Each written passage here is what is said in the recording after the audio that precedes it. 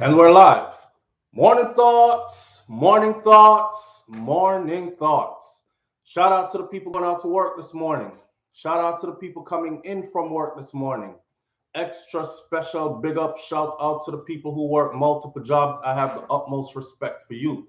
Shout out to my entrepreneurs, my stay at home moms and pops, my retirees. Shout out to the Uber driver, Lyft driver, truck driver, taxi driver, food delivery driver, round town truck driver. Shout out to the Brother Troy Stars Trucking Vlogs on YouTube. Please continue to go over to Troy's channel and support his channel. Shout out to every single clean hearted, good hearted person who wants good for others as much as you want good for yourself. Shout out to you. Here we are this morning. Let me shout out a couple of people first and then we get into our topics. And our topics this morning are the new immigration travel mandate for the United States of America. I mentioned it yesterday and the day before, but today we're going to go into details so everybody understands clearly who will be affected and how you will be affected. And of course, we're going to talk about some Jamaica news like curfew, lockdown, and all these things. The Prime Minister of Jamaica yesterday gave a speech and he fixed some things, but that's where we're at with it. So we're going to talk about all that. All right.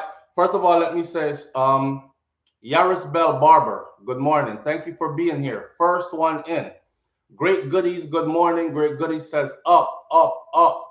Jet Bar, good morning, Jet Bar. Happy Hump Day. And shout out to Darlene Walter Riley. Shout out to Eliv 8 Entertainment. I was about to say Evil 8. I was wondering why you would name yourself Evil 8. But Eliv 8, as in elevate. Eliv with an 8 Entertainment. Anthony Bearer, big up yourself and thank you for being here. Audrey Minot, thank you for being here. A couple more names real quick and then we move on into the show.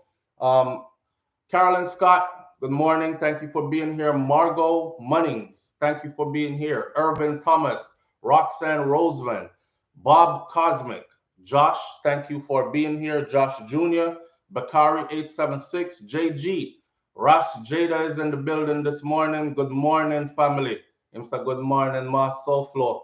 Ayel Male Israelite, thank you for being here. Ayel Male Israelite, again, thank you for being here. Ayel Male Israelite says, on to press up the like button now.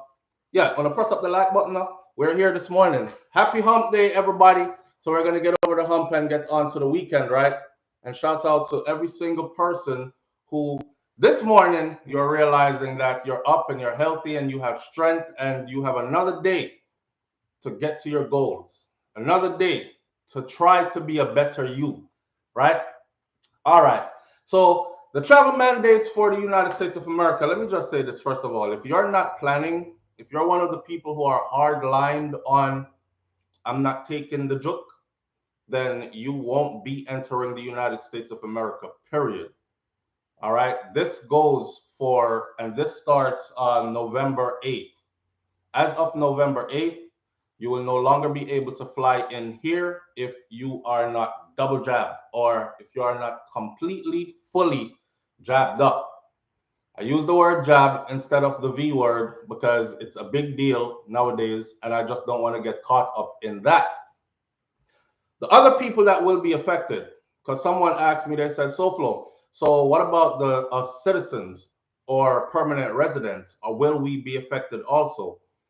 No, you will not be required to be like double jabbed in or jabbed fully in order to travel, but you will have to, which we've been doing, you will have to submit a test verifiable by an official place that you don't carry the thing, right? Your record says it's clean, you've been tested, you don't carry it. The only thing they've added to that that was not happening before is, and I got this out of the Wall Street Journal yesterday. The only thing that's added to this is that on arrival, after you get back, you will also now be tested again. So before, like for instance, a couple of weeks ago, I was in Jamaica and I was there a couple of months ago before that, a couple of months ago before that.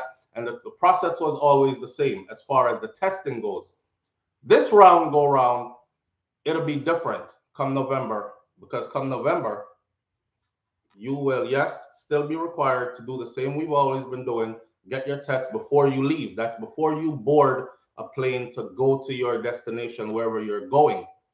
For those of us who travel outside and come back into the US. When you get back to the US, when you land, you will again be tested before you are allowed to clear customs and enter into the United States of America. That's it. Ain't too much more to it but that, right? So for the people that may I wonder now, because there's a lot of Jamaican people that I know that are saying that, man, I'll take that something there. Oh, them can keep that, them can give that to them woman, them can, well, it's mandatory now. Y'all remember when all this first started? Y'all remember what I said when all this first started?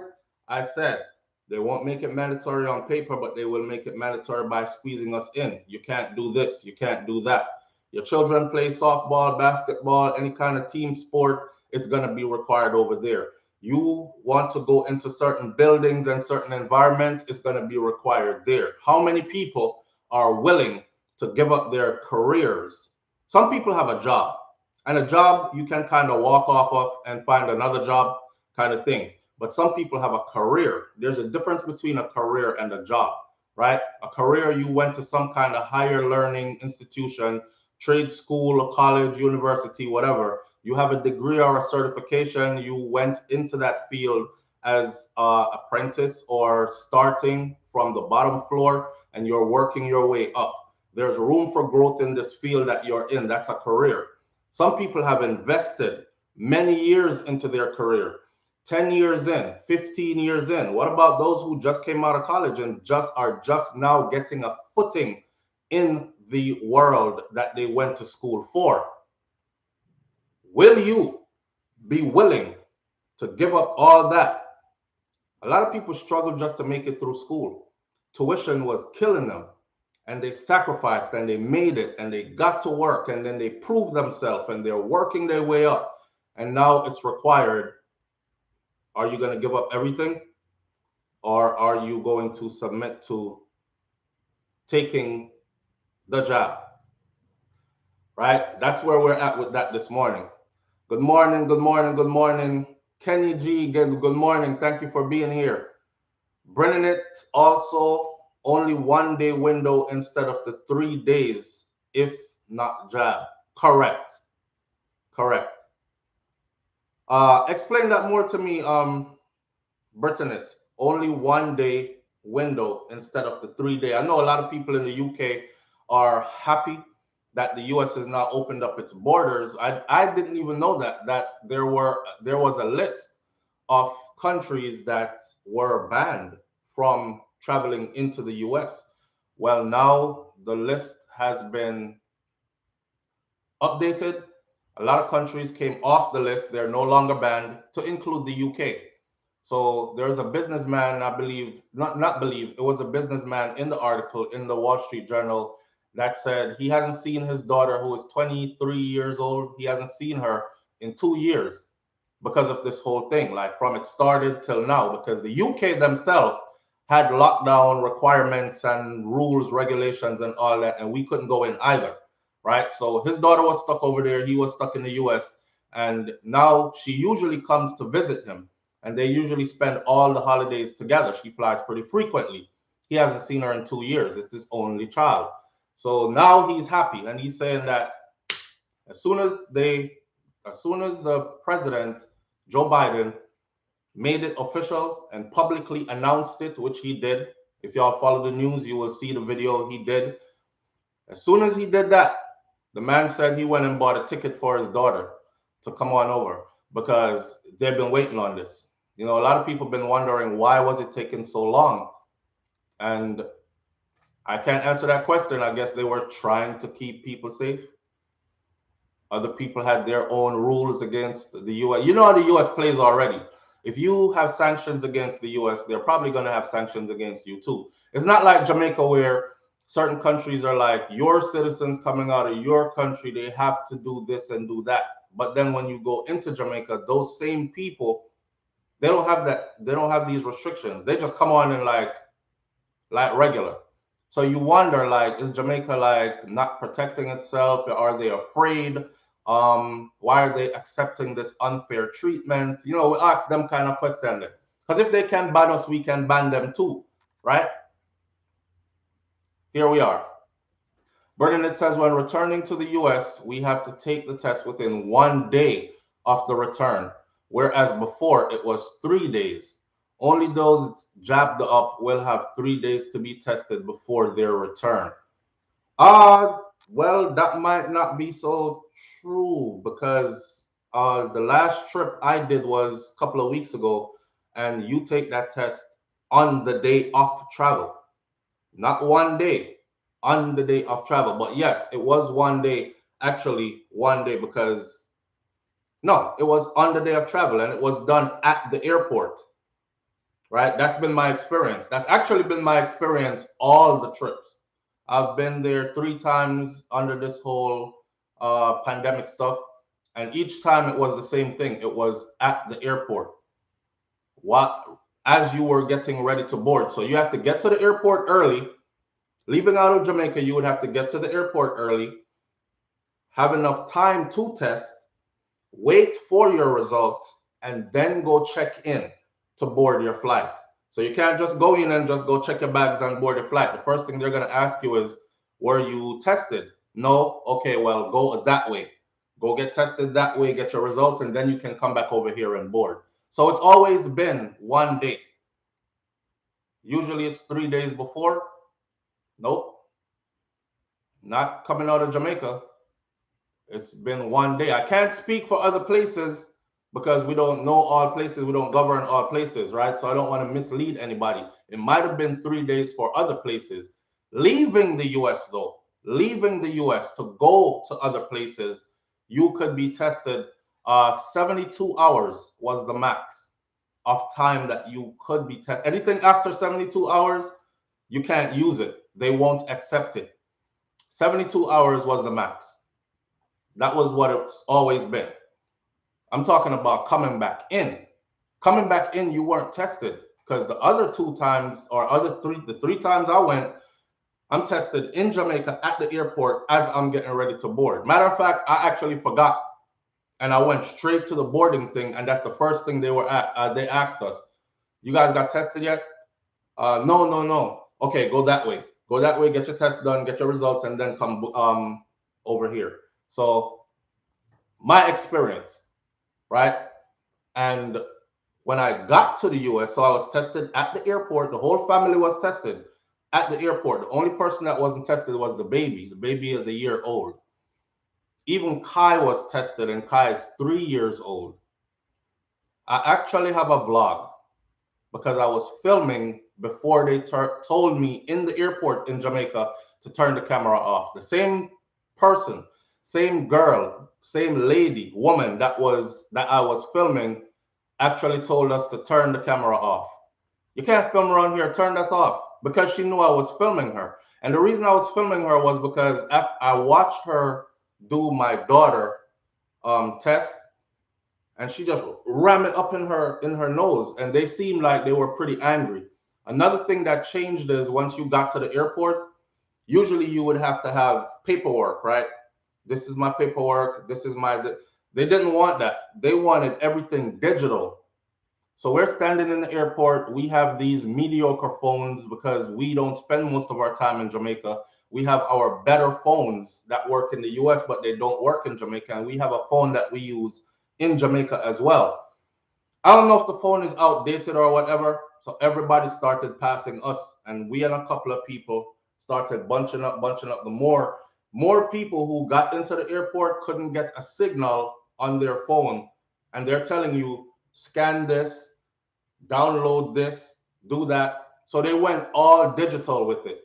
And because they could not verify our information, the nurse out front got very upset. And you could see it. She physically got upset.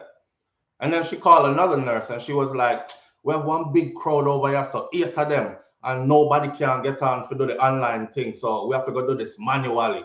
Jeez and peace. Like that. And I'm seeing them. And I'm like, wow, for customer service, huh? So they had to give us 8 forms to fill out manually, and they are ticked off because the line is backing up. Other people are running into the same situation. There was a lady there behind me. So Flo, are you that? I say, yes, man. Everything good? She said, yes, everything good. She was stuck in the line as well.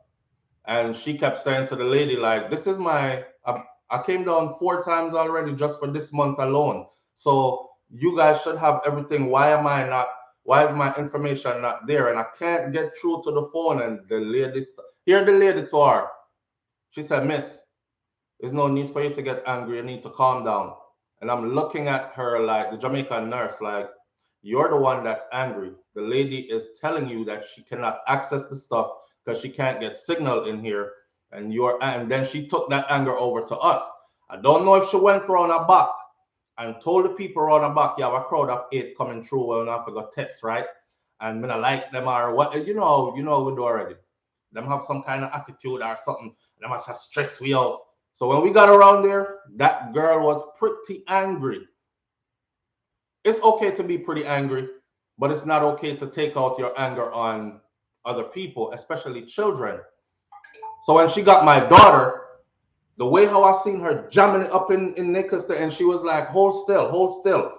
She's 7 years old, hold still. And some people do it quick. It's a quick in and out, right?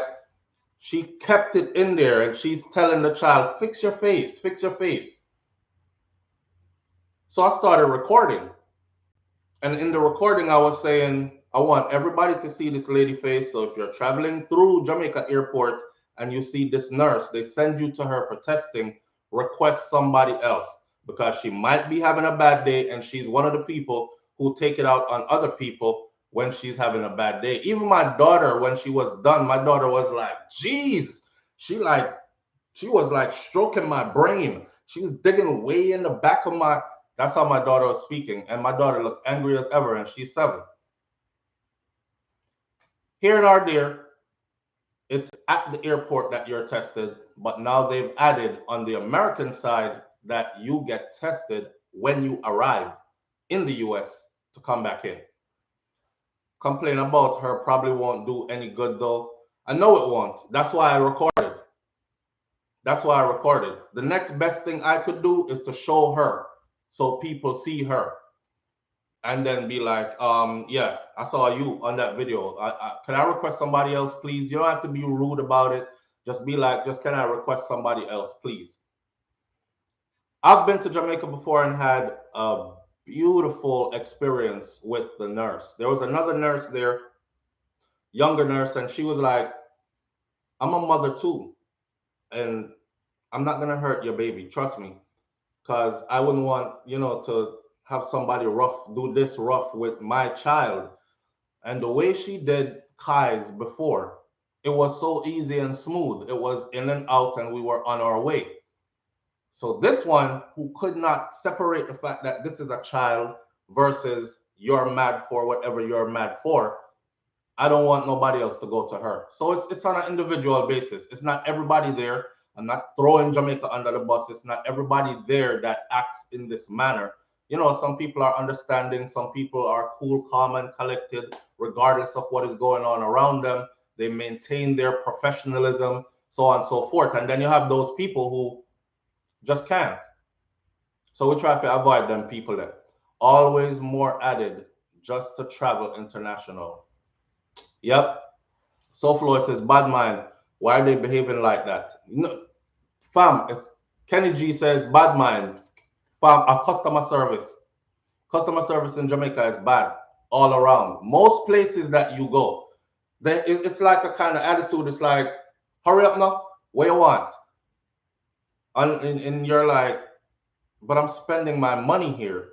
So you should be patient and on to the next person. When you're ready, you make up your mind, I'm let me know. And they go about their business. It's never, you know, nice. Nice. And again, it's not everywhere. You never have nothing good to say. Justina Grant says you never have nothing good to say. I don't know who Justina. Who are you addressing? that you never have nothing good to say. I'm woke says with all the negative stuff that's been going on, I had to drop in here. Jamaica native Charlene Smith has become the first black woman to earn a PhD in nuclear engineering. Big up, or big her up. All right, I'm woke. Since you want some positive news and some uplifting stuff, I was actually going to cover that on a different video by itself where I can give it the full. I don't have the article in front of me, so I'm just going to have to go off of what you're saying here. So with all the negative stuff that's been going on, woke said I had to drop in here. Charlene Smith has become the first black woman to earn a PhD in nuclear engineering. Big her up. All right, we're bigging her up. All right, it's always nice to see when we go overseas, and like I always say, make good use of all the opportunities that are provided to you, because some of us are coming from a place where there was limited opportunities from families that really didn't have it to even send you further, and so on and so forth. So when we come here, don't come here come play with the time. Yeah, when you see me overseas, just know that man on a mission is what I am. Man on a mission. I have people that I have to make proud, and that's just the way my thing set. That's how I see it. Yes, I can't go back to certain places and certain people who raised me, instill some things in me for me to go back there and just be blah, nothing. So I take, and it's not even about people, it's about me, myself, wanting to achieve things. So I've been given the opportunity and I'm making use of it, and I encourage others to do the same. Don't come here, come farm no fool. I always say this: when you're leaving home, leave the worst part of you there. You know what I'm saying? Dance a yard before you can dance abroad, that kind of stuff. Yes, I'm a firm believer in that. So I brought the best me with me, even though I came very young. But over the years, I've grown. I'm a grown man now, and I still keep the best me with me. I try to stay on my good foot. So I'm a representer. When people see me, because they do this to all of us, you know. When you're out there acting a fool, a donkey, and being the worst you can be, they recognize you as Jamaican. And they're like, yeah, that's how them Jamaican people act. They loud, they aggressive, they'll kill you for nothing, you know, they this and they that. But when they see you acting in a different kind of a manner, and it's not acting, it's being a different kind of a manner, you kind of counterbalance that negativity. So I feel like that's a part of my purpose, which is a part of all of us' purpose. See, it's to counteract. Don't embarrass your nation, your home nation. Don't embarrass your family. Don't embarrass yourself. That's how I was raised.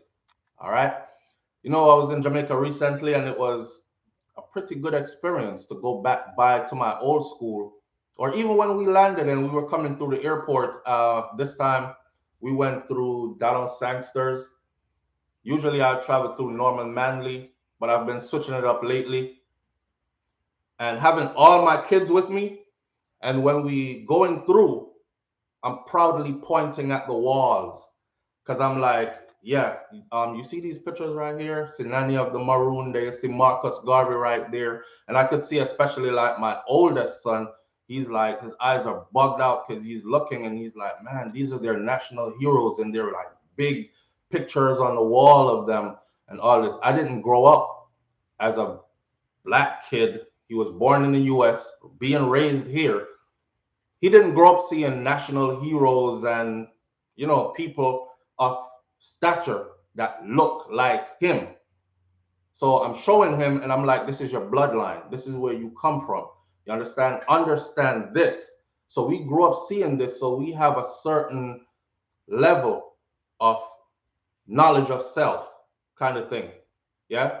So all that, man, take it all in. I don't know why somebody say you never have nothing good for say. And the whole time I've been talking, it's been 24 minutes in, and I still haven't said anything bad yet.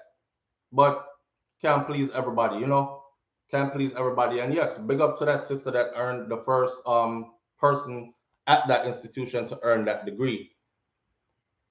She's doing great things. So what about the young man who was unjustly hacked to death by an entire community in St. Thomas, in the name of jungle justice. Isn't anyone going to help accountable? The maga just get to us all? Isn't anyone going to be held accountable? All right, so that's on a different topic. So the brother will kidnap the people in picnic, and he's been linked to two, a 13-year-old, and then it was a 16-year-old, right, or something like that. Anyways, two minors. He kidnapped two minors, ran off with the girls, and they were found 2 days later. One of them, they found she was in a hideout in the bushes with him, some makeshift stuff.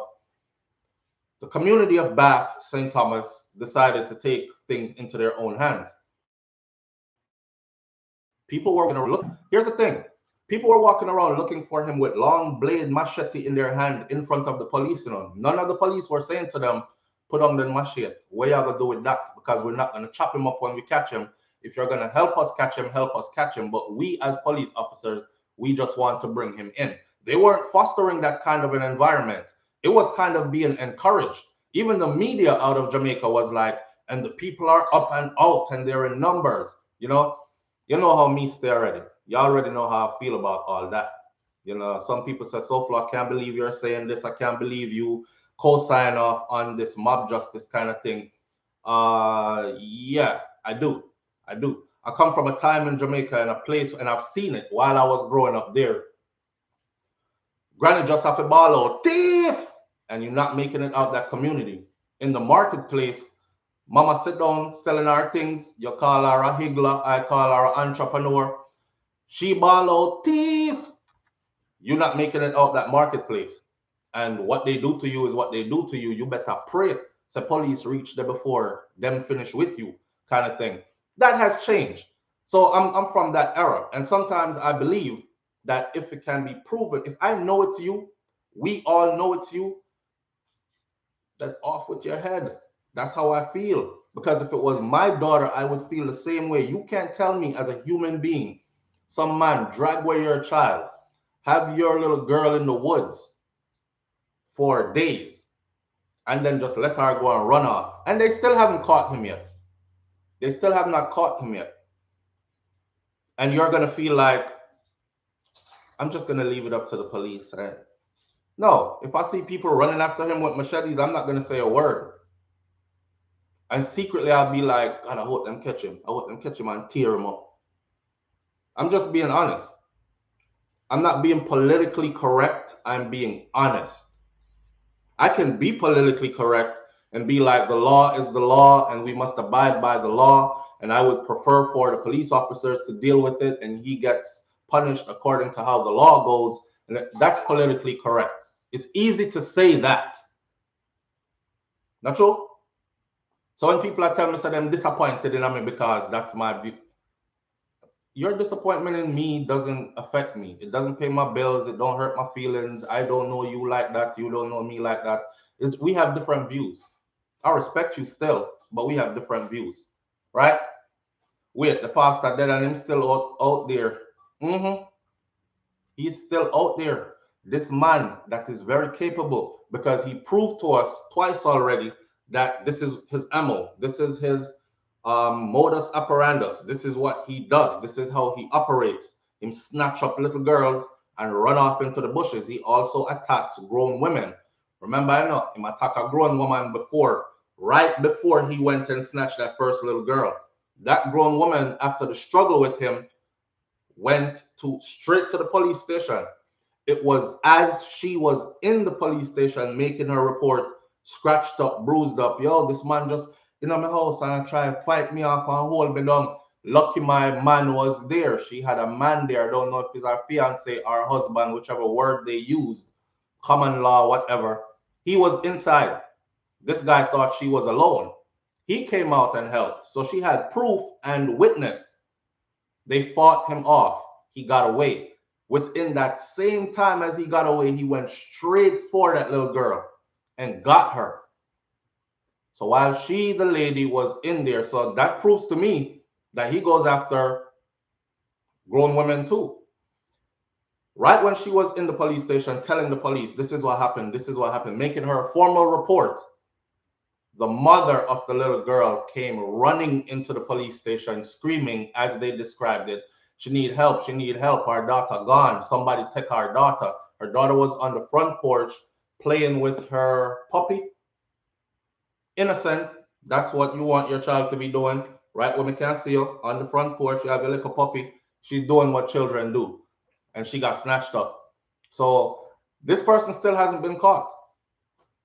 I think he has a death wish anyways. But to speak about the guy who became the victim of the mob, you know, I feel bad for him. Couple of things. I know how Jamaica is set up. People who we call madman, they're usually known in an area. So I don't know if this so-called madman, because it was reported that he was suffering from mental issues, a breakdown. It was reported that that's what his situation was. How come nobody knew him to say, no man, a John that, Miss Mavis son that, you know, a youth where him head lick, I him that, don't leave him alone. Nobody was able to say that. Them just run upon him. Come on. Anybody who grew up in Jamaica know this. If a madman in the area, everybody know him. Everybody knows him. You see him all the time. You might not speak to him. He's probably had some run-ins with some people. He's probably related to somebody in the area. So how did they just run after him? And then when I looked at the picture and I compared side by side, he looks absolutely nothing like the person who they were looking for. So in short, they just wanted blood. Period. It's that easy. Now, on one end, I can use my two-edged sword tongue and say, yeah, if them to catch the other one, that me what I want them do to him. But on the other end, I'm like, the brother don't look nothing like him. If I was there and I was a part of that, I would have said it. I would have been loud and I would have been an advocate for him. Brother, don't chop him. Don't do that. It's not him. May I tell you, say it's not him. But nobody did. Nobody did. They mash up the man and then that's it. You're asking if anything will come out of it. What's going to come out of it? How? Because nobody there is going to talk and say, I him do it. Because they all know now that they were wrong and they participated and they were encouraging it while it was happening. Watching the video, I saw one girl. And the one girl in the video, if you listen to the video, was saying, because she was closer to the camera, obviously, she was saying, see, me telling her, say, I know him enough. Me telling her, say, it's not him. Look, you know. That's all I heard. Other than that, I heard, don't touch him, don't touch him. Make the ambulance them come get him. That's all I heard. But yeah, I don't think he even looks like the person. So I don't know how they got him like that, thinking that was him. He ID on him, but nobody checked to find out. Ah, boy. Is that a part of the story that was printed, that he had ID on him? Because mad people don't usually walk around with ID on them. So he had ID on him? Boy. And you know, he was probably, because when people suffer these kind of mental issues, it's easy for them to be spooked. So he probably saw that crowd coming and he started acting in a way that they thought was suspicious, like him a run. So them say run him down. And in the heat of them running him down, and everybody while they're running are like, yes, we catch him, we find the boy, we find the boy. And by the time they got to him, it's just blows, blows, blows. So ain't nobody was gonna stop and be like, empty your pocket. Let me see your ID or anything like that. They wasn't taking no check because they're not police officers and they're not trained like that. So yes, they got the wrong guy, and I feel bad for him. You know, he didn't do anything to deserve that. And worse, he was already going through adverse things in his own life. And then to go out like that, it's like, I can't imagine me having a mental breakdown, then being attacked by a mob and losing my life in the middle of my mental breakdown by mistaken identity. Had nothing to do with nothing. Them can't stop just chop up random people. Yes, they can't, and it's wrong. It's wrong. It's wrong. It's absolutely wrong. But that's the thing about this. And I don't want to use the word that jung just because they ping that word too. You know? But it's wrong. On every level, it's wrong. Because they got the wrong person. Had they gotten the right person, we would be having a different conversation. But it's wrong. He didn't deserve it. And some justice should come out of it. But I highly doubt anything will come out of it. I don't know if you know the dancehall artist Quada. You know Quada? All right. This dancehall artist in his community, remember some little girl, she was walking through a trail and they ended up drag her away in a house and do them thing with her and end up kill the little girl and all this thing. I remember the same thing happened to who they thought it was. That dancehall artist is from that community. And the word out is that, you know, in a certain community, you hold certain ranks because you're the young youth with bus way in the music and your BMW park up in the neighborhood now. So man have top respect for you and a lot of yes man around and these things. So when man like that says, see him there, done him. You have about 50 man that's gonna run down on you and the reports from eyewitnesses, as it was printed, me never did it, I don't know, is that eyewitnesses were saying that Quada is the one that led that. Get the money out of my community, whatever. Well, it turned out later on that that man wasn't the person either, you know? So the hunger for blood is one thing. Some of them don't mind killing, you know. Them want to kill somebody long time. You just give them a reason just now. Some of them kill already and they're under the quiet. So they really look at it like I'm going to protect my community kind of thing. So they're not waiting for police and all that. I saw it go, man. Chosen High Priestess says I will definitely address Minister Justin Trudeau in regards to this situation with the crash dummy demon, Kevin. Okay. We know them type of people there. Yeah. So you wanted me to talk about it because I saw you on here yesterday asking the same question. So there. I addressed it. I don't know anything else I would say. I don't know anything else I would say. Me feel for them people that know who did I say a foreign them a come, but them now take that something there. Because no, you really can't come unless you take that something there. So basically, you remember the hide and joke, something we talk about? You can't even hide and joke no more. And it's funny because in Jamaican culture, hide and joke means something else, or it could mean something else. But in this particular case, hide and joke. I remember them saying, just wait. You see all these people traveling, but none of them are telling their fan base, go ahead and get it, and you know, and all this. And the government wanted them to be a part of that campaign. Use your platform. Tell the people them. Tell your big audience. Tell your big audience, no Ramesh, tell your big audience, no call out some name. Tell your big audience, no so and so. All ding dong, tell a big audience now, because these are people that travel and do big shows overseas. We need you on board to tell your people them. I think they did get on board, but there are those that didn't, and they've been traveling. Beanie Man, tell your people them now. They're not telling them anything. They just quietly travel. So they said, wait till November 8th. After November 8th, you will know. Because anybody you see board the plane land over so and don't come back for a while means they entered okay. Just know say them take it. Some of them were even telling people don't do it while they were doing it.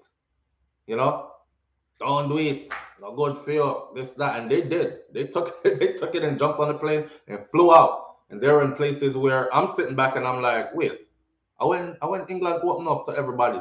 Because I know the UK for one. Because I remember going to Jamaica for wifey's grandfather's funeral, and some of her family members couldn't make it in time because they had those strict restrictions on travel. So how you end up over in UK? I mean, no, so them have, well, Sita, we know now. November 8th, Jane Doe says what's going on November 8th. Travel restrictions to the United States of America, Jane Doe, goes into full effect, which says that any visitor must be fully jabbed up in order to enter. That starts November 8th. Hasn't kicked in yet. November 8th. So I'm saying anybody you see over so boarding the plane, two grip our suitcase back of them. Remember the word grip? Two grip our suitcase back of them. They got it. They got it. Right. All right. Where are we? The Jamaica curfew, no movement day, meeting in 3 weeks type of thing. All right, let's sum that up real quick. So the Right Honorable, Your Excellency Andrew Holness said yesterday that that Sunday curfew, something that Sunday no movement day, it's over. They are abolishing, or we have officially abolished the no movement day. I wish they had done that a couple of weeks ago when I was there, because my kids really wanted to go out. We were moving on limited time and all this, and we wasted that whole day. We didn't waste the day. We spent the day as a family, but you're in Jamaica. You want to do things. You spend the day as a family anytime, but you want to do things. Anyway, we made it a special experience, but we had to adhere to the rules. And the rules were that Sunday came, sit you behind in your house. Now, after I left, when I came back to the US, I told my mom, because she was down there as well, and she came back. And she came back after me. So when I went to go pick her up from the airport when she was coming back, me and her was talking, and I said, Mommy, so Sunday, no movement day. You did lock up in the house? She said, No, sir. I said, What? And you didn't get in trouble? She was like, No. Me go all about, me go over so go check so and so. I said, What? You should have told me that from before, but how? Apparently, if you have travel papers, you can be traveling and you can say, Here's my travel documents. I got into the country on this day. I'm heading to so and so, where we have to move between points, because it was no longer when you come in, you have to stay in the corridor. Remember, they had the corridor before, and anything would go on in the corridor, you were good. They did away with that. So anywhere you land in the country is where you land. But on no movement day, you were expected to not move. Apparently, if you're a traveler, you could have moved, because that's what my mom did. All right. That's in hindsight. Cause that gone already. Right? So now they have abolished the no movement day thing. Everybody is like, yay, no more no movement day. Free up the place, man. Long time you should have done that. And we said that too. The no movement day thing was not making any sense. When I was in Jamaica and I did the vlog where I was talking to my son, my 14-year-old, I said, Jaden, what do you think about this whole no movement day thing? A 14-year-old, he said, what is it for? And I explained to him what the Prime Minister's intentions are with the no movement day thing, which is a good intention, but it wasn't. And he looked at me and he said, that makes no sense, Dad. It makes no sense. So even a 14-year-old said that make no sense. And the next thing he said was, that thing, that thing, it moves about all the time. So, or does it move about only on Sundays? And they're trying to protect us, so they lock us in on Sundays. And I had to laugh, because I was thinking, where are all the logical thinking adults in rulership, leadership, advisors to the PM who couldn't have said this to him? But we're grateful. They lifted it. However, don't rejoice too quick. Don't rejoice too quick, because hear this. They will be meeting again in 3 weeks to decide what to do next. He already said, he meaning the Prime Minister, Your Excellency, the Right Honorable Andrew Holness, said that if the numbers start trending upward, then we might have to go back into some measures.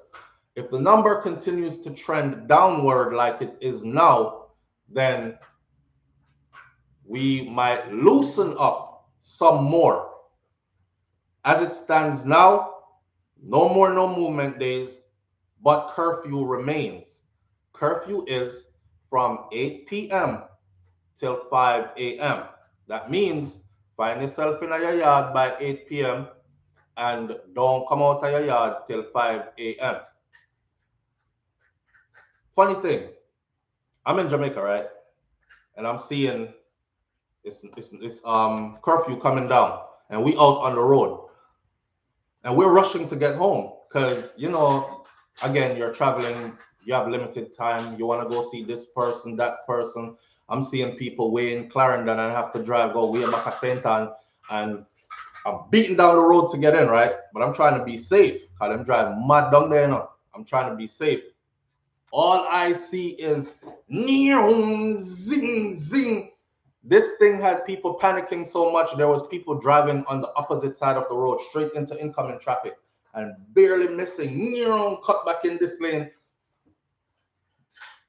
Curfew, I come, hurry up, come off of the road, yo, we gotta go, we have to go. I'm like, look at this pandemonium and madness. Stop out at the grocery store on my way in. This is like 1 hour before curfew kick in, right? Now we're down to like 30 minutes before curfew kick in, 20 minutes before. I pull it all the way up to the minute before curfew kick in. Come on, see what I go on. Plus, I'm traveling and I got caught up in other places. All right.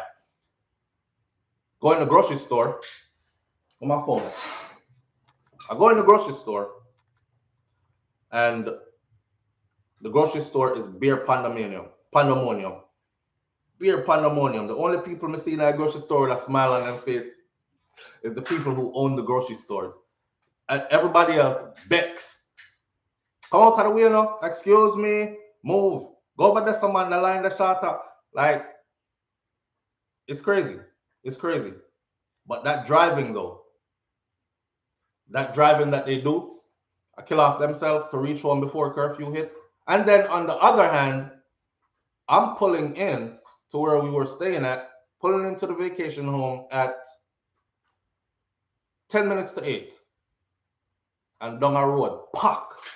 And people turn up out there. So I see man and woman holding hand, walking down, holding hand, walking. And I'm driving by, I'm busting to get in right now. I'm like, no, so I have to slow down. This real? May I ask her, I say, you sure today, you sure curfew still about? Because look, jerk pants still out and smoking. People just stand up out the road, yo, party so I go on, you're bridging and everything, and like big crowds. So not everybody was being, oh, I'm gonna follow the law. Jamaica, I said, you have some of them that is very unruly. And there were a lot of them, and I saw it. They just did not want to go in, and they weren't going in. So it's not everybody was rushing, but the people who were rushing, they were really rushing. Almost a kill off themselves to go in. I'm trying to pull up a picture for show you real quick. All right, so here it is. Found it. That's me in the grocery store in Jamaica. Right. I had to put up my camera and take a picture. Like, it's just madness and pandemonium in there. Come out of the line now, move and go around there. So I'm like, Jesus Christ, all this for a bottle of milk. The line them long. You see the line? The line is from way up here, all the way back here. The line them run the whole length of the grocery store, go all the way to the back. I see the grocers. I don't want to say Chinese people, but it was the grocery store I stopped at. Chinese people, them just laugh. I always say, I'm trying to say, come on, next time. And they just killing teeth because the people were panic buying. Here a lady. Well, we don't have no toilet paper. Run, go get some toilet paper real quick. I remember the whole place in a line. One next one said, we don't have no cooking aisle. Get the cooking aisle. Go get some cooking aisle. Or next one, go around there. So no, you're not up on the aisle. They're on the next side. Hurry up and come no, man. Hurry up and come no. And it was like panic buying. Buy up a bunch of stuff they probably don't even need. You can't remember. How people busy. So, and you're in a routine. You're used to, you make your little grocery list. And you make your little grocery list and you go your grocery shopping. But this was like shopping under duress. Do we have toilet paper? boy, I have a limited amount of money for work with. I have to go decide between toilet paper or cooking oil. If me don't buy cooking oil, can't cook when I want to cook tomorrow for dinner. We can't go outside because there's no movement there. But you don't want to be stuck in the house with 8 people and no toilet paper. That's gonna be a shitty situation. No pun intended. That's all. So it was just madness, yeah, man. So I'm glad that it's done. I'm glad that it's done. Big up to Andrew for that. Done it. Done it. Should have done it a long time ago, but that's in hindsight. Done it. Now, schools. The thing that's going on with the schools in Jamaica is very puzzling to me. Some schools, listen to me now. Some schools will be allowed to reopen to face-to-face learning. So I'm saying to myself, what is the criteria? Is it the schools that have the most? Because remember, they dropped the age of those that can get the something that. So is it going to be the school that has the highest number of students and faculty that has received the thing? Or is it like, what is it? What's the criteria going to be?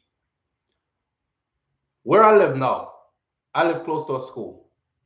And the other day, I think I told y'all this. The other day, I came back out the driveway, I got on the street, and I see the crossing guard, which is a Jamaican woman, by the way. She's an older woman. She's not old. She is retired from her first career. She drive a nice little Benz with her big Jamaican flag in her front. You can't miss it. And she go out there and put on her neon bright vest and help the kids cross the street and all that. She was taking about 50, and I was trying to count them, and I'm sure it's more than 50, but she was taking about 50 picnic across the street. And I'm counting them, and I'm like, 1, 2, 3, 4, 5, 6, 7, 8. As I come to the stoplight, she stops everybody. She gets the kids across the street. See, like a picnic them with them bicycle and everything, because that's how they go to school, right? Some walk, some ride them bikes, some ride their skateboard. And I'm looking at these children, not one of them, not one had on a mask. It was not one of them had on a mask, and they're coming from the school that was like right there. Not one of them had a mask on. So then I started thinking about Jamaica, and I'm like, these children here, they're going to school. They're learning face to face. They're not missing out on interaction with their friends. My daughter is 7, and was it yesterday or the day before yesterday? She just out the blue bursted out. She said, "Man, I miss school, Dad." I said, "You miss school, baby?" She says, "Yes, I miss school. I miss my friends. I miss seeing my friends. I see them online, but that's not enough." And I said, "Yeah, that's not even normal for your age. You know, you're supposed to be interacting with your peers and whatnot," because her mom took her out of school and took her brother out of school because we had an outbreak after school opened. But they didn't quit. So school opened. They had children who had the parents who are, "I ain't wearing no goddamn mask. Big Bobby, I ain't going to school with no mask. Go put that mask on, boy." So I'm in the South. I'm in South Florida. So don't put that mask on, boy. Them have them big chunk flag on the back of the car, and "Don't tread on me," yellow flag on the back of the car, all these things. So their children were coming to school, and they were coming to school with the thing. They caught it.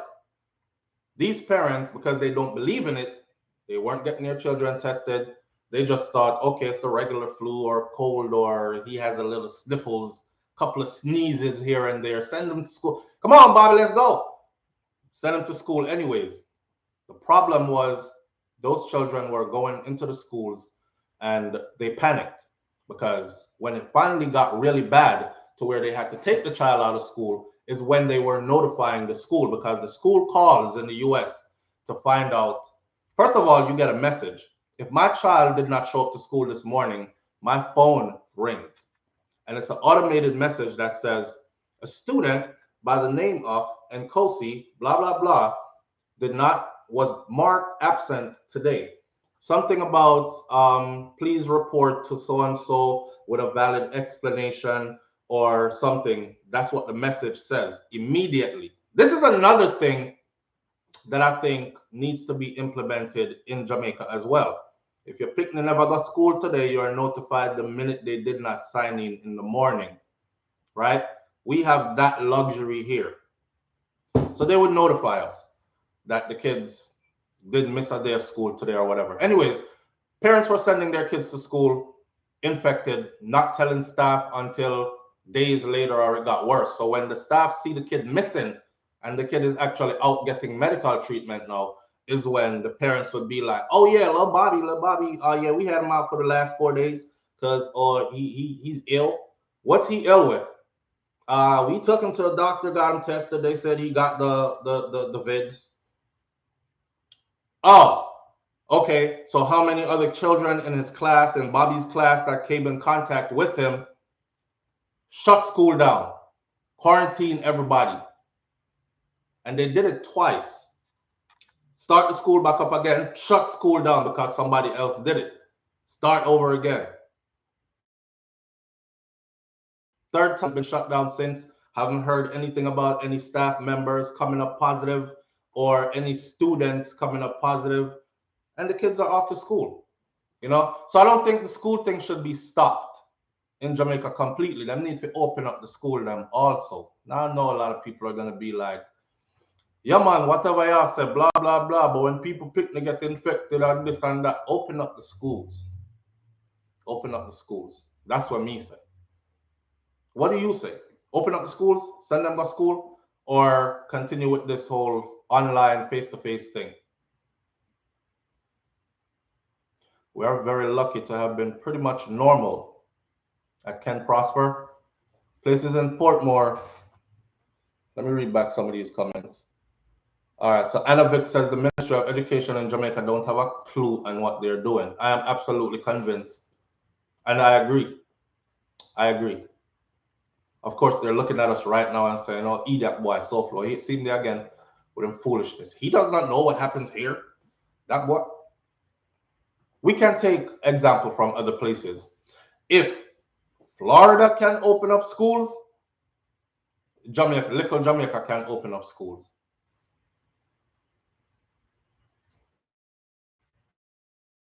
Option here, mask, SW, Southwest Florida. True. Yes, you can. It's an option. It's an option. Actually, in the state where I live right now, and you guys who are in Florida, you know this, is an option. You wear it if you want to wear it. If you don't want to wear it, don't wear it. Your job if you want, job if you don't want, job, don't job. That's it. When you go into public places now, like a big old super center, super store, like a Walmart, where there can be hundreds of people in there at any given time, or it can be empty, you don't know. But when you walk in there, it's optional. Pretty much all places are optional. They even started putting notices on the door that says, if you are not fully V'd, please wear a mask. But guess what? Nobody is checking to see. They're not asking for an ID, a paperwork to say you're fully V'd or not. They just ask you to wear a mask if you're not. There's a lot of people who are not, and they don't wear no mask. They've been anti-mask from the beginning, and they are continuing to be anti-maskers all through it, right? Whatever works for them, works for them. So they have their freedoms here. They have their freedoms here. At Britain, my youth plays baseball, and I'm on coach, train basketball, and things kind of normal. Can prosper. Your youth play baseball, and you coach and train basketball, and things are kind of normal. So let me ask you this. Are you located in the US? And if you are, what state? Because I'm trying to find out if they have started requiring it for these children that you coach for basketball or your youth who plays baseball. My son does football, and it wasn't required for him. Matter of fact, he missed a whole year of football because, when the whole thing started, people started pulling their kids out of stuff. Pull my daughter out of dance, pull him out of karate and football because he does karate and football. Pull him out of all his activities, only to drive by the field while everybody was in the height of everything, when everybody was panicking. I said, let me drive by the field, see what's going on. I drive by the field and it was football as usual, practice as usual, and games as usual. and no mandate for the kids to get anything. So we were like, nope, because it was new. So we're like, no, sir, we're keeping him out this year just to see how things turn out. And we did. We kept him out for a whole year. Nothing happened with anybody on his team. They went through, had a smooth season. He missed the entire season. So this year, I said, you can't sit out of football for 2 years. If you sit out of football for 2 years, you're going to have to start all over again, because football is like that. You catch your skills, and then you shorten your skills, and you start and you continue to shorten your skills. You can't take years off. If you take years off, you go right back to the beginning. It's just like track and field or anything physical, bodybuilding, working out, whatever. You stop going to the gym, things start falling apart, start looking back different. You start losing strength. So let me take this call real quick. Good morning. You're live on the air with SoFlo. Hi, good morning, SoFlo. How are you doing? Good morning, family. I'm doing good. You? Yeah, man. I'm cool, man. I'm calling you from Canada, you know? Shout out to the Canadian family in here. Yeah, I was watching your vlog this morning about that pastor. Mm-hmm. And also, I want to give you some rundown about Canada. You see, when in Canada is a permanent resident, you don't have a Canadian passport. You have to be a Canadian citizen, right? Right. You have a Canadian passport, and if you commit a crime in Canada, right? Mm-hmm. As long as a citizen, Mm-hmm. you know, you do your time. After you do your time, you come out of jail. They don't deport you. You have to live on your own. That's how it runs here. So they don't have six offender over in Canada here. right, y'all have something called okay. So let me get the audience up to par real quick. He's talking about the Kevin Smith situation, and I just put up a video this morning, which y'all probably gonna have to go watch because it has all the details in it. Canada has a registry. Here's the thing, because I went and did my research. You guys have a registry. The thing about your registry in Canada is that exactly, only law enforcement officials can get into it, and they cannot give that information to the public either. It can only be used for official police business. They cannot give it out to nobody, and the only way they can access it again if you do an ex crime, right? Right. That's how they can get them. Right. You know, but as long as you have a Canadian passport, right, mm-hmm. and you commit a crime, the day time when you come from prison, you have to deport yourself. You have to deport yourself. So wait. So you're telling me that if you're in Canada as a Jamaican and you there, say you're a permanent resident, right? And you did a crime, you do your time, them give you like 4 years, you rub your 4 years. When you get out, you don't get deported. I don't think that's correct. No. Listen what I'm saying.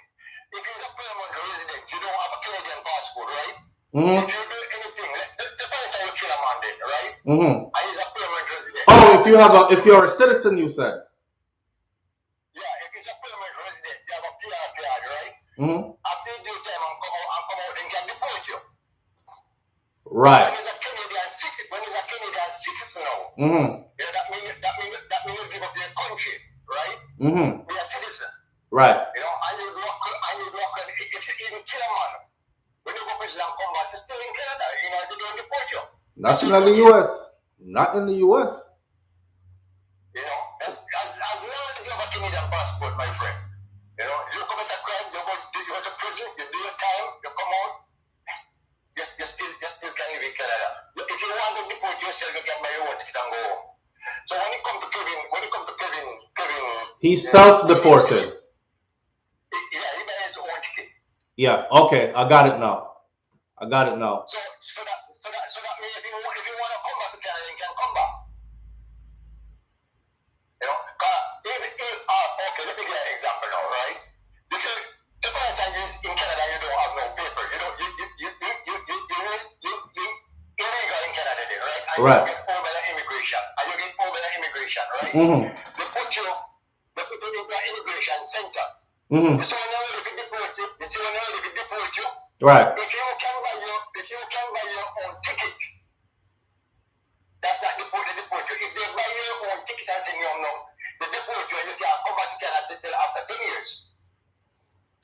Okay, yeah, we have the, yes, thank you, Bob Cosmic. We have the same thing here in the U.S. Voluntary deportation, which Buju Banton did that, right? That is why people are saying that Buju could possibly, in a number of years, go back into the U.S. because he was not deported. He asked, "Yo, send me home. I'm out of here." Like, bam. So he went through that route as well. So Buju wasn't deported. So I get what you're saying. I understand. I'm gonna speak more on this though. All right. Yeah, man, Bless up. Every morning I wake up, you're the first person I look for my YouTube channel. Manners and respect, family. I appreciate you so much. All right. One love. All right. So here's the thing. Somebody just said Buju wasn't a citizen though. We're not gonna discuss Buju this morning. I'm just telling you that he did the voluntary deportation thing. Let's talk about this Kevin Smith guy. See, I was asking, how come nobody knew? You see the video clip that I played for you where he was when box the man and the man fall back and then he was like that. You see that video clip there? That was in Tooting, London. So I started, remember when we first did it? I said I'm a words person. When we first started reporting on him, and I watch when people talk and I listen to words. So he gave me information because he said, when I was traveling through I think it was South Africa, he said, they opened my Canadian passport and just stamped it. And he kept talking and I grabbed that piece of information. I said, he has a Canadian passport. So obviously he must be a Canadian citizen or something like that, right? Connected to Canada. So how come he's in Jamaica? So I started looking for the connection. All right. News break now say he was a registered sex offender in Canada. Walk with me. A registered sex offender in Canada. All right. I went and do some research. I look up the Canadian sex registry, sex offenders registry. It says that only Canadian law enforcement officials can access that registry. They do have a registry, but only law enforcement officials can access it. And they only can access it if, say, for instance, you're involved in another crime or you're suspected of being involved in a crime, but this is information they cannot give out to the public. So it's not like in the US where I can get on the computer and I type in sex offenders in my area. That's all I Google. Boom. It's going to ask me for my zip code. I put in my zip code and then locate my address, and it's going to tell me 2 houses down from you, there's Jim Jones, and Jim Jones just did 7 years for, it tells you exactly everything, what they did. Was it a minor? Was it somebody that was under 16? The person was under 10? Something like, they give you all detailed information, right? They give you a clear-cut picture of the individual. They also update the pictures every year. These people, once they're released, if you're released as a sex offender in the US, you're required to go register also. Some people might be required to register every week. Some people might be required to register once a month. But the minute you miss one of those show up to register, the system goes into a panic, as in he's absconded, he's running off, he's probably somewhere doing it again. Put out an APB, pick this person up anywhere you see them, and that order goes into the law enforcement database, and you're now a wanted person. So I was thinking that Canada was on the same page as the US, and as it turns out, they're not. Also, I tried to find out, can a registered sex offender from Canada freely travel, possess a passport, and all that? It clearly says there are no laws that prevent you from doing so. Boom. The Tooting video, reading out of the Sun, a British paper, I realized that that was in Tooting, London. So I went and looked up, does London or does the United Kingdom or the UK have a sex registry, sex offenders registry? And the answer to that also is no. They don't have a sex offenders registry, but they have something that is named after a girl. I can't remember her name right now. I wasn't prepared to put this one out here because I did the video already this morning and just put the video up. Tons of information in that video that I'm going to miss right now purposely so you can go watch that video. But they have something called Martha's Law or something like that. One of my British people in here should be able to tell me. The UK don't have it either. So the next question was, hold on. So if you're a convicted sex offender from Canada or anywhere else, can you enter the UK? Guess what? It blatantly says there are no laws that says that you cannot. However, it is at the discretion of the immigration officer. Sarah's Law. Thank you, Queenie Morris. I appreciate you greatly. Sarah's Law. Me say name after a girl, some kind of law. Sarah's Law or Sarah Law. Under Sarah Law in the UK, though, before I talk about entering the UK, under Sarah Law in the UK, law enforcement is not allowed to give out that information either to the public. They're not allowed to display the person's face on the web and everybody can see it and give an up to date on their address. He was staying on Market Street. Love Market Street. He was staying on Market Street. Then he moved over to Princess Town. Then they update them like that in the US. Matter of fact, they update the day they move. It changes that day. They have to notify them before they move. So they can look, the law can look and say, okay, there are no parks around. There are, a bouncy house, all these things, little slides for kids because you are a damn pedo. There are none of those around in certain distance. There are no schools around. Okay, you're fine to move to that address. Even before they are released from prison, from doing their time, whether they did 6 months, 6 years, or 20 years, they must first state where it is they're going to live, and that place is checked out by law enforcement before they even get released to go there. Because if these places are close by, we're going to have to hold you. You still can't, you're going to stay in here until we figure out where you're going to be living, because the address you're giving, we can't release you to that address. A school is too close by. A park where children gather is too close by. See? So I went and looked up, if you are a convicted sex offender, can you enter into the UK as a visitor? The answer is there is no law that says you cannot. However, it is up to the discretion of the immigration officer who will question you on your way in. You know them question you, how long are you going to be? Hand me a passport, please. They look in there. Okay, so how long are you coming to stay for?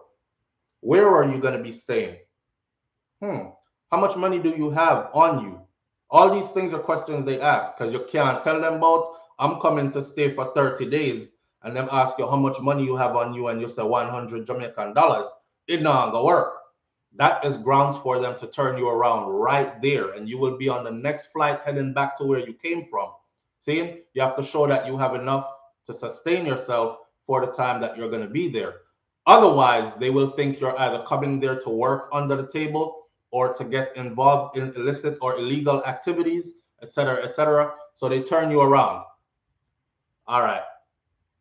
In his case, the loophole that he got through with is that he lied. Because exactly what it says in writing, if you disclose this information on the form that they give you to fill out when you're entering, you won't be allowed to enter. Live on the air with SoFlo, good morning. Yo, greetings. Greetings, fam. Watch out now.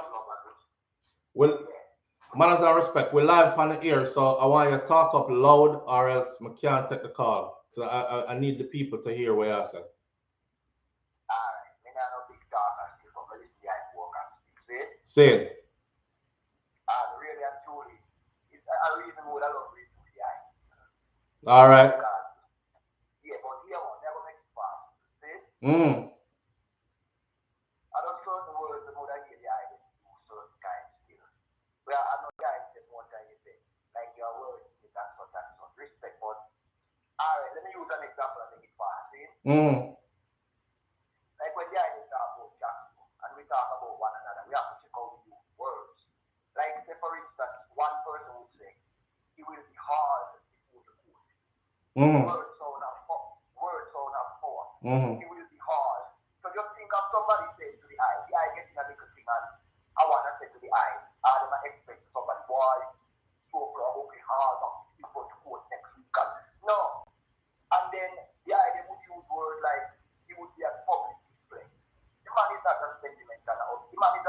so he will be on trial, not on public display. So I just would allow the eye to check certain words, how we refer to one another. You know, because sometimes we don't really need no danger, no harm, you know, but the word itself speaks value, you know? All right, brother. So, you know, yeah, keep up the good work, brother. We don't do what I do. We don't have no work for some, you know, still. All right, manners and respect here. Yeah, just, you know, make we uphold one another. I want to we world things that sensationalize things. All right, sir.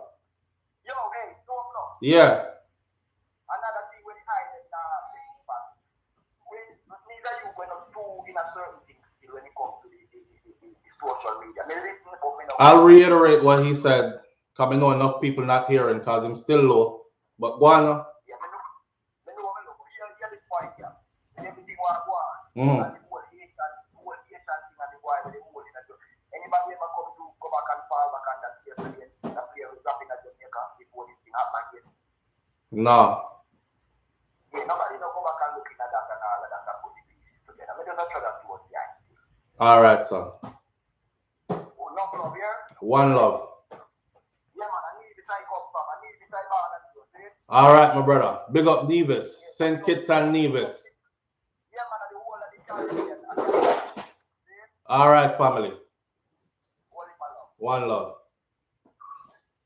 All right, so thank you for bearing with me on that one. So let me reiterate real quick what he just said. Off topic about the whole immigration going in with Kevin Smith and stuff. My whole thing about the Kevin Smith thing is that somebody must have known. Somebody must have known. There were too many red lights that got ran right here in his situation. And he went to Jamaica and he was able to become very prosperous, even with his background. Now, with that said, you know, Jamaican people, they'll say that they're not, but the culture is set that way. Frightened for foreigner? What's you want foreigner with some money and you're spending, you start buy a big this, big that, you frightened for you. Anyhow, what this brother was saying just now when he called that you couldn't hear was he was saying we need to watch some words that we use. Basically, he's saying some of these words are sensationalizing, and we must be careful how we are sensationalize some story. Honestly, I think he's just majoring in minor, but since it's a concern to him, I'll address it. So in the papers, it said Jakur will be hauled before the court. And he's saying he's not an animal. Why them put hauled before the court? He will be brought to court, or he will be in a court to so word it different. And the next one where they said he will be on public display. And he's like, he's not an animal in a cage on public display. He's a human being. So he will be on trial. He won't be, but the words they use. Hear me out. If you want to get real literal, it's just like the other day I said, my kids. And somebody was like, stop calling picking them kids. They're not kids, they're children. A goat have kids. I'm like, man, it's 2021. Okay? Them used to say that back in the 90s that when media grew up. At 2021. We know that kids mean children. So when a man is referring to his children and he says, my kids, why are you still pressing the issue like a goat? Yeah, refer to your picking them like them a goat. That's how we go off track. And we start majoring in stuff that it's minor, you know? It's, everybody understands what I said. Who in here does not understand when I say my kids? When you think me I talk about goat, are you thinking I'm talking about Makai and Malani and the rest of the kids? You know, so I read the article coming straight out of the Netherlands, and straight out of the Netherlands, it says that he will be on public display for the first time. It doesn't mean he's an animal. He will be on public display because before they were private, it was closed circuit. They also went on to say he will be on public display for the first time in 80 something days when them go back to court, and this is the first time. Now journalists will be welcomed to sit in on the proceedings and report to the public on it. That's public display, right? So when you say he will be on public display, it's not that them trying. I think I don't know, brother. I think you have put too much in a, in a that. That's all. That's exactly what they mean, though. He'll be on public display. TVs are going to be picking him up. That's public display. Newspapers are going to be picking him up. That's public display. They will be in there. Journalists will be in there with their cameras. They're going to be taking pictures of him. Those pictures are going to be circulating all over the place. That's public display while your trial is going on. So that's all them did. I said, we read too much into the, oh, you use this word instead of that word, so you're sensationalizing it. All of us use different words to get across the same point and come to the same conclusion, basically say the same thing. We just talk differently. We're not got that deep into it. You agree? Me a lion and me have cubs. Bob Bob Cosmic said me a lion and me have cubs.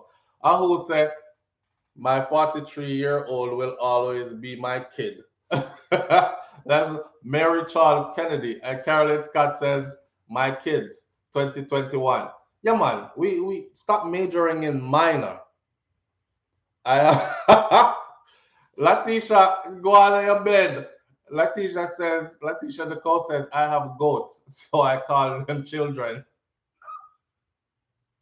All right, so, Caribbean people are special, I tell you. I don't know if I never get a room full of Caribbean people, not just Jamaican people. Me talk about Jamaican people already, like me being on a flight to Jamaica and the joke them start from in at the airport. You don't have to know nobody. And this is where you just comfortable say, me I go home on my yard. You feel like you're among your own. Everything just a connect. The way how you relate to stuff, the way how you see stuff, the way how you talk, all that. You know how we go on with through a little, yeah, man. That him say, and them kind of something that we relate differently. So but if you ever been in a room of Caribbean people, I talk about the Caribbean is well represented in that room. A bus belly laughing there. Trini, Jamaicans, name the rest of them. Guyanese, them from Antigua and Barbuda, St. Kitts and Nevis, like Barbados. When the whole of them in a one room, is a sight to see and some food for the ears, I'm telling you. So yes, Caribbean people are special. We have our own ways of, relating. Not true? Dark fly though. May I tell you, one Caribbean family, man. Bermuda in the building. My Bajan family, big up on yourself. Yes? Real talk.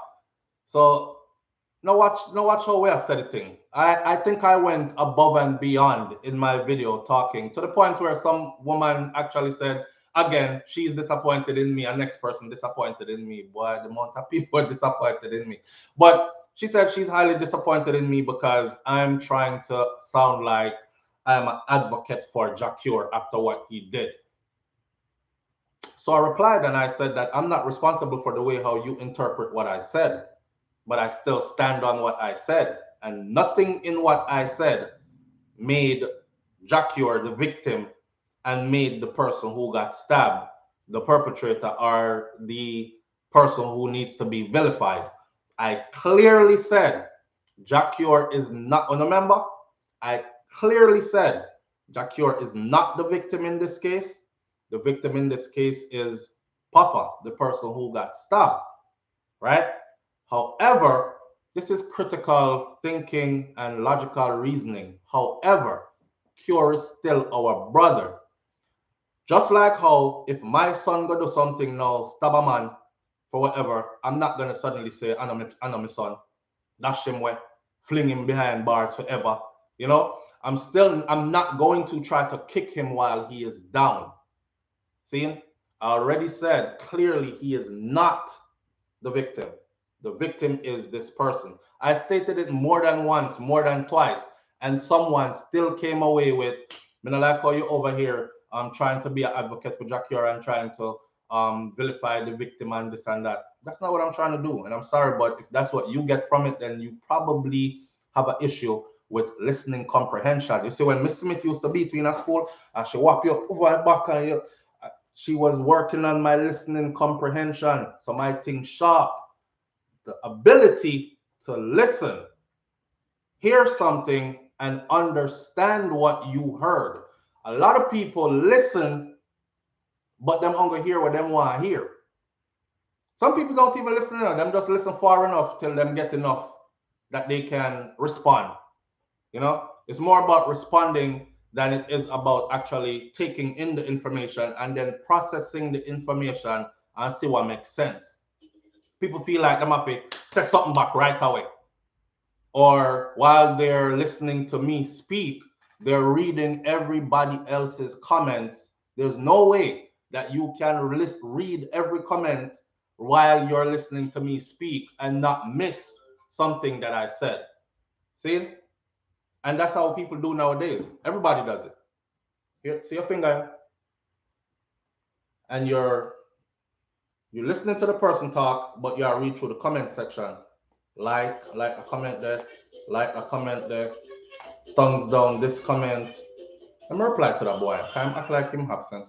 Hey, idiot, in a year, that's not what he said, blah, blah, blah. Thumbs down, film, comment, keep going while I'm talking. So you know, here half hour me I say, you think you do, but you don't. See? So I never ever said I was an advocate for Jakur and I'm against Papa, and that's crazy. That's crazy. I'm a man of law and order. I follow the law. Law-abiding, taxpaying citizen, that's me with a big flag on it. So, hey man, shout out to him. Jakur, like I said, he's still our brother. I'm not trying to kick him when he's down. I wish him all the best. They actually said that in the Netherlands, they don't have no such thing as plea deal, which is what we were told in the Jamaica paper before, that they had plea deal. And Jakur will have to accept a plea deal or take it to trial. No such thing. They don't have a plea deal.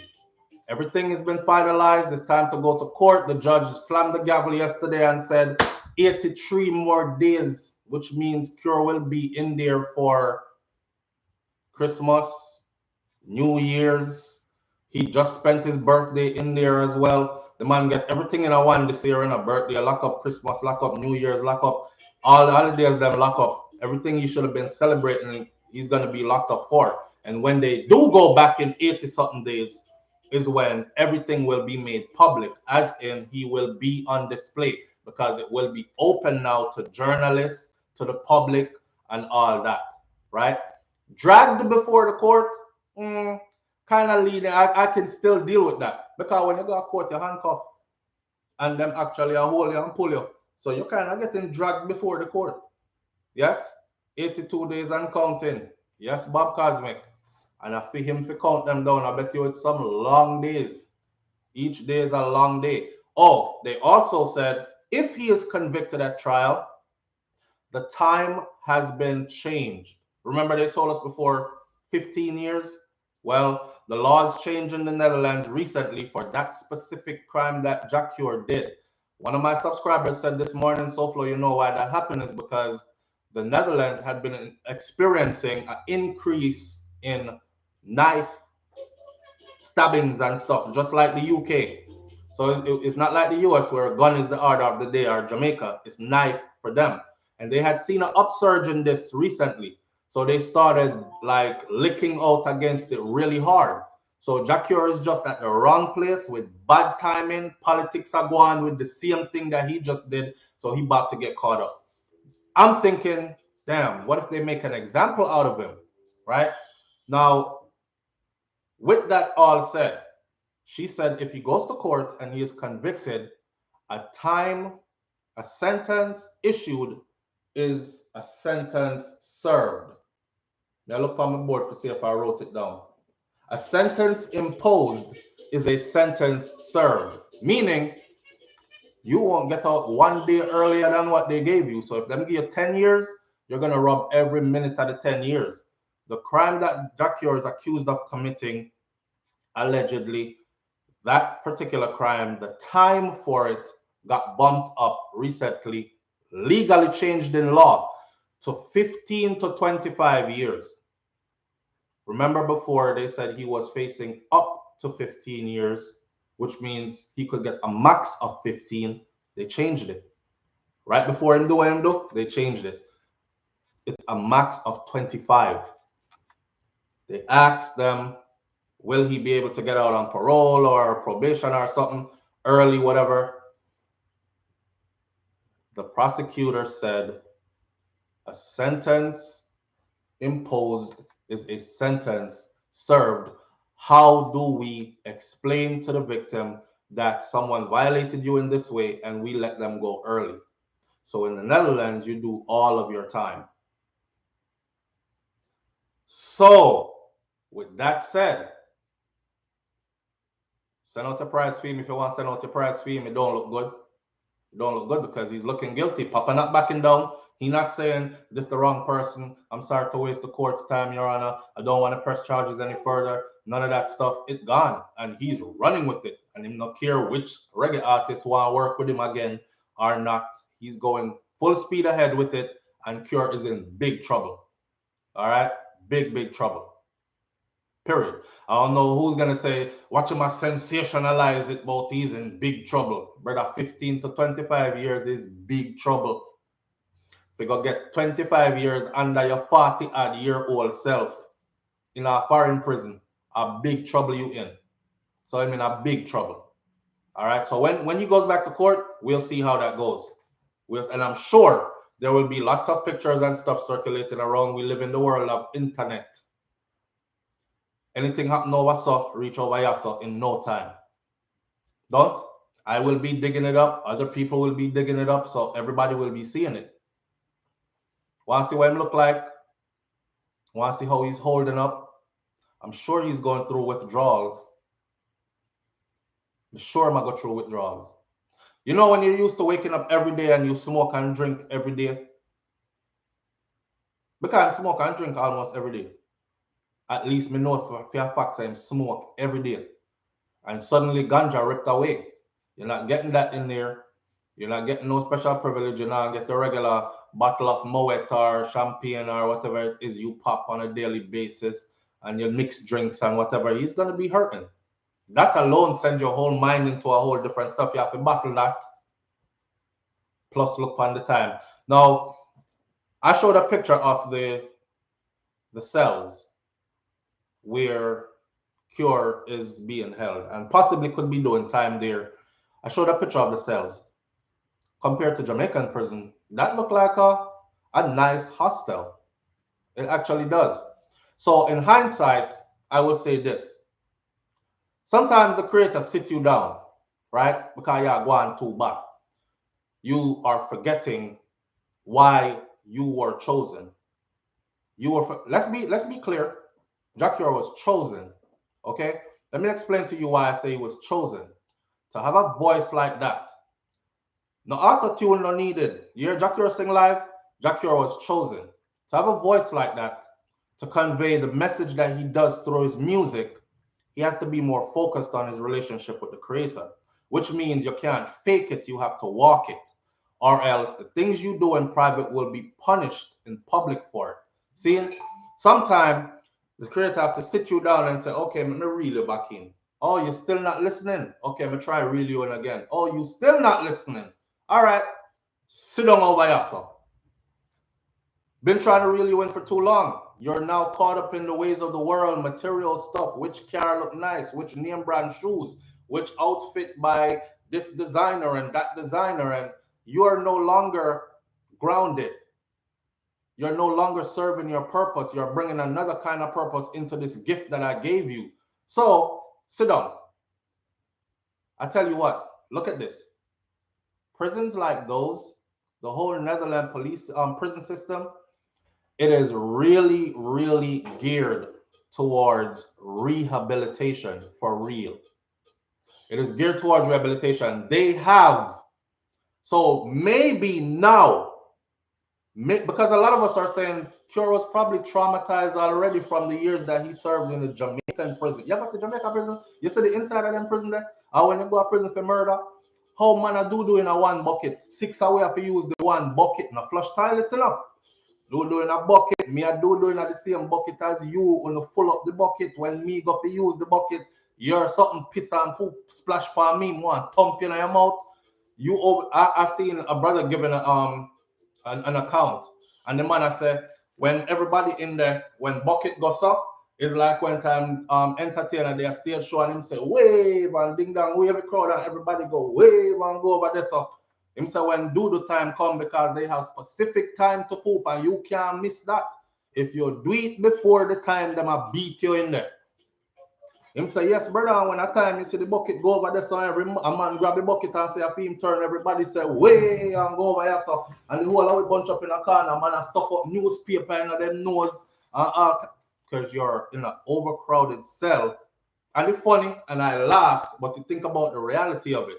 You're in an overcrowded cell, and you have to smell like everybody carry them different smell. Me not lie. My 13-year-old Kosi, when he use the bathroom, me say, please turn on the vent, open the bathroom window, cause him thing carry one different. I mean, I say my poop don't stink, but him thing carry a different smell. So I can't imagine being in there 7, 8, 9, 10 man I do in a one bucket. Nobody can flush it. Put that on a shirt. It's a deterrent. You want to go somewhere where 7, 8 man do in one bucket. It's not a toilet, you can't flush it.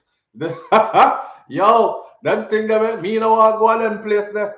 I like to sit down on my toilet and I use a stool too, so my legs are elevated on a step stool. I poop in luxury. And then I have whatever documents I'm reading there and I'm so I can't imagine one bag of man round me, my seat bag drop out, pants draw down, and me I sit down or squat over bucket. Because you know some of them miss. And it's dark in themselves. They don't get no well-lit facility 24 hours. It's dark in themselves there. So imagine all them man they try to use the bucket. Somebody miss the bucket. Today somebody have dysentery. When they might poop, they might spray it out. And everybody in there want to beat you. That's not what Jakur's reality will be like. He'll have a proper flush toilet. He'll have a nice bed. He'll have a nice room. No lie, it actually looks like a college dorm more than anything. Now, prison is prison. Don't get me wrong, because when the door they lock and you can't come out is when it all starts to set in like, God almighty, me can't left. But it's nice enough still, but me can't left. But I think the creator sit him down, man. If it's even for these 83 days, because one of the subscribers said, so Flo, let me tell you what's going to happen. They're going to do 83 days in, and next time they go to court, he'll be probably deported, sent back to his country. Time served for the 83 days he already did in. Hopefully, we know so what, he have a public defendant. And if you listen to the video, I already explained how public defendant goes, how they work. Most people end up with a public defendant just start crying because you either have to go plea to something and they don't have plea over there. Public defendants are not usually motivated to work for their clients. They are the lawyers who don't belong to no firm or nothing, them getting their foot wet in the game. So the courts just fling all the pro bono cases to you, and you just have to run through them. Well, for you, I think you should just take that 10-year deal. If you take it to trial, you might get 25. Okay, over here for you, I think you should take the deal too. For you, that's how they work. Some people are saying in the Netherlands, that's how they do it. They use public defendant until they go to trial, then they use a real lawyer. That's foolishness. Because when you go to trial is when you need to be prepared. So why would you use a public defendant all the way up until trial? Then you're going to have a lawyer who don't know the ins and outs of your case, right? So is a public defendant him have? He's probably thinking ahead, like they're going to give me some time and I don't want to use up all of my money trying to get free and then still get hit with time. And then when I get out, I can't maintain my lifestyle. I'm broke. And people are look at me like, look on Jack, you're really far from grace, boy. Look on him. Boy, not nothing again. So he's probably thinking ahead like, you know what, I do time already. I guess I have to go do it again. But this time, I got a bit of money saved up in some assets. So I want to maintain those for when I come out. So let me go with the public defendant. 83 days before. Yes. Real car, real talk. Somebody said, Jakur, did I go too fast, too hard? I'm not even talking about him in specifics. I'm just talking about my experience in life is that sometimes the creator sits you down. When you are moved too fast and you're running past your purpose and I try to turn it into something else, you get humbled, you get sat down. Seeing? And no doubt, cure is chosen. How else would you explain somebody who went through what he went through in a country that he went through that, and then still bestowed upon him? Enough people right now want to fly all over the world, them can't do it. Cure can't fly any which part except for the places that say, you know, you can't come in because of your background. All this. I see the brother in Dubai living it up, and he got treated like a king there with a presidential suite in Dubai, doing it big. I seen him in many other places as well. You know, he's able to come back and have these luxury cars that cost 100 and something thousand US dollars, that kind of stuff. 90,000, 80,000 US dollars. Me talking about him car them and shoes. He's able to brag about shoes where 300 US, 500 US dollar for that pair. I see that pair, 250 for this. See this 350. To go to the lows of lows that he has been, and to come back and go to that high and earn that high and be able to live that high, you gotta have been chosen. And him not do it pan sell drugs. Him not be no done and run no area and extort no people. He was doing it off something that he was born with, his voice. See? So when the creator put a message in that voice there and say, use that instrument here now for to spread this, and you start go wayward, I can only see the good shepherd using that staff to reel you back in by the neck this time. Come here. You know, hear me? Sit down. Right, Castle, let me show you something real quick. I'm still in control. Don't get beside yourself. Right? That's just how I see it. That's my whole reasoning with the whole thing. Letitia Nicole says, listen, I get it. For Jamaicans that had to struggle to get out and then do the most to survive, and then people like him going like they can throw it all away, it's sad to many. Overs, still our bro though. Yeah, and you know what, Letitia? I also say this. I am absolutely sure he was not in his right mind. I don't know if him did a mix something with him weed. Cause enough of them entertain. I'm not saying that Jakur is. I said enough of these entertainers, them mix a little something extra with them weed, them going like a weed alone, them smoke. Because they know that anything else is shunned upon in their culture. A lot of them dabble in other drugs. Them take ecstasy pill, them snort cocaine, them mix a little spice in them ganja and all that, and they consume heavy alcohol, hard liquor, along with ganja smoke when they're, you know, out and about and these things. And I'm thinking he was not in his damn right mind when he did that, because there's no way he would have come from where he came from, so recently experienced all that. You can take a minute. You can take a minute to look at your life and be like, you know what, Papa, go on with the money. Go on with the money. By the way, after I'm done doing these shows that we're scheduled lined up to do, I'm done with you. I'm not working with you no more. And leave it right there. So we don't know the ins and outs of the case. Right? But I don't think he was willing. I can't see a sane person in a them right mind make a decision like that and throw away so much. So you're right. You're right.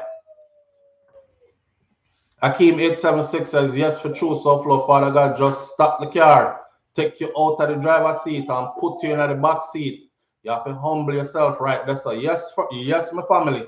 Yes. Anybody don't believe that, trust me. Me see it in my own life, in other people's life. You're going to get sat down and can't move. That's to show you that y'all get beside yourself, man. Y'all get too big for your bridges. Listen to me. You're not in control. Yes? Recognize who is in control. Try draw yourself back and remember who in a control. Yes, because it's not you. It's not you. And right now, you just have to frig up your gift that you were given. This ain't what you were given it for. You weren't sent to worship material things and all these things. You were sent for a bigger purpose. Get out there and live your purpose. The next time, let you go here. But because I tried to draw you in so many times and you ignored it and you kept going and things just get worse and worse and you're failing to recognize it, I still need you here because your purpose is not finished. So instead of me make you go on wild till somebody kill you out there, here what I'm going to do. I sit you in here so it's safe in here. All right? I sat you down in Jamaica, you didn't listen. All right. maybe it wasn't the ideal place to sit you down because the rehabilitative process, counseling, one-on-one counseling, these are the things that are offered in the Netherlands. One-on-one counseling, anger management counseling, life skills training, thinking skills development, and all these things. So maybe now our brother will finally be able to actually get the help that he has always needed. So process out everything that has happened to him before, to really reflect on his life, to really be thankful and recognize that he's not in control, he's chosen and he's gifted, and to reel it back in and go back to serving his purpose. I don't want him to walk around in sackcloth and sandals. That's not what I'm saying. If y'all make the money and you like nice things, then buy yourself nice things and use it. But don't get to the point where you start to advertise the things then more than you're advertising the message that you were sent to deliver. You see it? All right. So he roll all the time. Janet, I saw he roll all the time. Yeah, and that's why he's getting sat down, maybe. In bad man. In bad, in vocals bad. Horace Napier, I'm telling you, he bad. Some artists need auto-tune.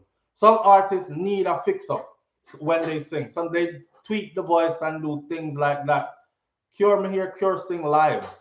And he sounds just like he sound on record. That's a gift. That's a gift. Oh, Max Romy says, Kevin Smith said, Bujo, Jakur, Sizzler, the whole of them are prophet. Actually, I watched the video. He said, honestly, I think he was just trying to dig into their pockets. And he was also calling these big names to try to make himself seem like he could be a leader of them. Yeah. In other words, come see me. I could get you back on the right path. That was a part of a scam. But him did I say the prophets that were chosen that have actually turned their backs on their people is what he said. And he named out a couple of Bob Marley son them. Him name Buju Banton out. I watched the whole video. Him name out quite a few of them.